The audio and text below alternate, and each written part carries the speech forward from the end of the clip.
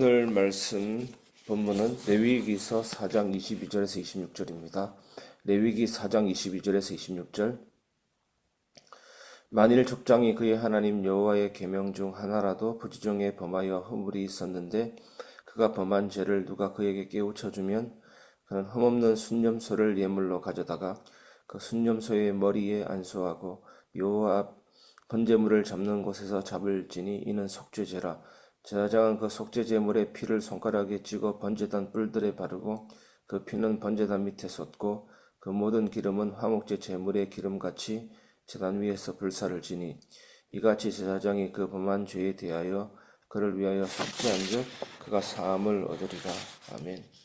죄를 깨우쳐 주시는 은혜, 속죄를 이루시는 예수님이라는 제목으로 말씀을 같이 나누겠습니다. 여러분, 우리 삶에서 가장 큰 비극이 무엇이라고 생각하십니까? 그 비극은 죄를 짓는 것이 아니라 죄를 짓고도 죄인인 줄 모르는 상태에 머무는 것입니다. 그러니까 예수님이 주신 십자가의 구속과 그 은혜의 피가 더러워지게 되고 값싼 은혜가 되는 것입니다.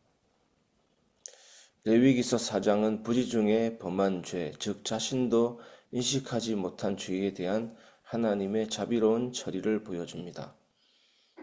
오늘 본문은 족장이 무심코 하나님의 계명을 어겼을 때 그 죄를 깨닫고 속죄 제물을 드림으로써 사함을 받는 과정을 보여줍니다. 이 말씀은 단순한 구약의 제사 규례가 아니라 예수 그리스도를 중심으로 우리 예배와 삶 속에서 죄 사함의 은혜가 어떻게 적용되는지를 분명하게 드러내는 말씀입니다. 여러분, 십자가, 예수님의 복음의 핵심이 뭡니까? 레위기서에서 계속 나오는 핵심이 뭡니까? 피입니다. 피. 우리의 죄를 사는 것입니다. 예수님의 십자가의 복음은 죄 사하는 복음이죠. 우리 개인의 영적인 문제를 해결하고 사단의 권세를 꺾고, 예수님은 그것 때문에 죽으신 부분도 있지만 사실은 실제는 우리의 죄를 사하기 위해서 우리를 너무 사랑하셔서 대신 죽으신 것입니다. 그래서 이번 주일, 지난 주일 우리가 성찬식을 했지 않습니까? 그 성찬식도 죄 사함의 은혜를 체험하는, 더 깊이 나의 것으로 받아 누리는 시간이 되는 것입니다. 나를 위해 죽으신 예수님의 그 고난에 동참하고 그 예수님과 연합되는 귀중한 의식이 되는 것입니다. 첫 번째, 죄를 깨닫게 하시는 하나님의 은혜입니다. 본문 23절은 그가 범한 죄를 누가 그에게 깨우쳐 주면 이라고 말합니다. 여러분 보십시오. 죄를 깨닫는다는 것은 단순한 양심의 가책이 아니라 하나님의 말씀 앞에서 자신의 실상을 보게 되는 은혜의 순간입니다. 죄를 깨닫는 것은 하나님의 은혜입니다. 그래서 예수 믿는 하나님의 자녀라는 확실한 증거가 뭡니까? 회개의 은혜가 계속 있는 것입니다. 죄를 깨닫게 되는 은혜가 계속 있는 것입니다. 왜 죄를 깨닫고 회개해야 됩니까? 우리는 하나님으로부터 관계가 분리되면 안 되는 것입니다.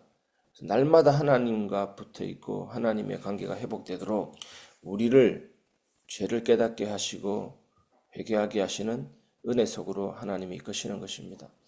성령께서 역사하시지 않으면 우리는 우리 자신의 죄를 결코 바로 볼 수 없습니다. 교회는 바로 이 죄를 조용히 지적해주고 복음으로 인도하는 공동체입니다. 서로를 정죄하기 위해서가 아니라 회복을 위한 깨우침을 주는 공동체입니다. 설교와 말씀 묵상, 교회의 겉면은 바로 이 죄의 깨달음을 위한 통로입니다. 두 번째, 예수 그리스도를 통한 완전한 속죄입니다.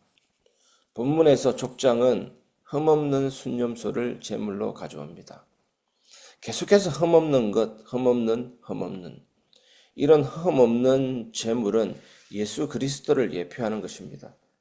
예수님은 흠없고 점도 없으신 하나님의 어린 양으로 오셔서 우리의 죄를 대신하여 단번에 죽으심으로 완전한 속죄를 이루셨습니다.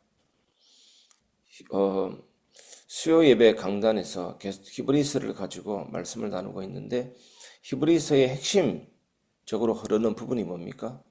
1장에서 10장까지는 우리 죄를 위하여 단번에 죽으심으로 완전한 구속을 이루셨다. 그것이 계속 흐르고 있는 것입니다. 제사장이 피를 뿌리는 행위는 예수님의 십자가 보혈이 죄인을 향한 하나님의 용서의 통로임을 보여줍니다. 번제단 밑에 뿌리고 번제단 내 뿔에다가 바르고 이런 것들이 다 하나님의 용서, 죄 사함을 위한 예수님의 보혈을 상징하는 것입니다. 그런데 구약과 신약의 차이가 뭡니까? 구약에서는 반복적으로 드려야 했던 제사입니다. 하지만 예수님은 단번에 영원한 속죄를 이루셨습니다. 오늘 우리의 예배는 그 속죄의 은혜를 기억하고 감사로 반응하는 자리입니다. 그래서 예배 드릴 때 반드시 들어가야 될 기도가 뭐냐면 회개 기도입니다. 하나님은 영이시니 예배하는 자가 영과 진리로 예배할지니라. 이런 기원문 할 때 계속해서 들어가는 내용이 뭡니까? 회개 기도입니다. 하나님께 돌아가는 믿음의 기도입니다. 예수님의 피를 의지하지 않는 예배는 결코 온전할 수가 없습니다. 세 번째, 예배는 속죄의 은혜를 살아내는 삶의 고백입니다. 속죄의 과정은 제단 위에서 기름을 불사르는 것으로 마무리됩니다. 이것은 하나님께 향한 온전한 헌신과 감사를 의미합니다. 기름진 부분이 가장 중심 있는 부분을 상징하는 것입니다. 골수 이런 것들은 가장 중심 있는 부분을 상징합니다. 그것을 드린다라는 것, 불사른다는 것은 하나님께 향한 온전한 감사의 의미를 말합니다. 또 히브리서 4장 12절의 말씀 보면 영과 육과 혼과 골수와 관절, 골수와 관절. 이게 뭡니까? 하나님께 말씀은 깊은 곳을 드러내시고 우리에게 또 죄와 깊은 숨겨지는 상처와 아픔을 깨닫게 하고 바라보게 하고 그 말씀이 그 부분까지 침투해서 좌우의 날선 검으로 고치신다라는 것입니다. 우리도 예수 그리스도의 속죄 은혜를 받은 자로서 예배 가운데 삶을 다시 주님께 드려야 합니다.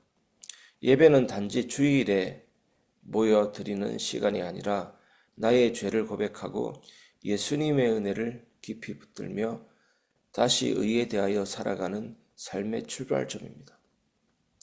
회개 없는 예배는 껍데기일 뿐이고 감격 없는 예배는 은혜를 망각한 자의 메마른 형식입니다. 우리가 차를 잘못 탔으면 돌아가야 되잖아요. 기차를 잘못 탔으면 그 다음 역에 내려서 출구로 빠져나가서 다시 자기 방향의 기차를 타야 되는 것입니다. 그것도 모르고 그냥 기차 탔는데 목적지까지 가겠지 하면 안 되죠. 그래서 성령께서는 하나님께로 항상 돌아가고 하나님께 붙어 있도록 우리에게 죄를 깨닫게 하고 회개하게 하는 것입니다. 예배가 가장 이 귀중한 의미를 누려야 되는 시간입니다. 속죄의 은혜가 살아있는 예배는 반드시 눈물과 결단을 낳고 삶의 방향을 바꾸게 합니다. 우리의 삶의 변화가 이때 일어나게 되는 것이죠.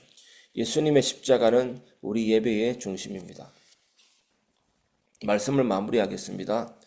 속죄의 은혜 앞에 다시 서십시오. 하나님은 우리가 죄 가운데 멸망에 이르는 것을 원치 않으시기에 죄를 깨닫게 하시고 그 죄를 위해 제사를 명하셨습니다. 오늘 우리에게 더 크고 영원한 속죄의 제사, 곧 예수 그리스도의 십자가가 있습니다. 이 십자가를 바라보며 우리는 회개하고 용서받고 다시 일어설 수 있습니다. 저는 항상 고백합니다. 주님, 저는 죄인입니다.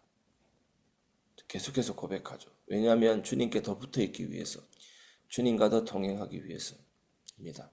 그리고 그 은혜 안에서 교회는 서로를 정죄하는 공동체가 아니라 죄를 깨우쳐주고 복음으로 이끄는 사랑의 공동체가 되어야 합니다.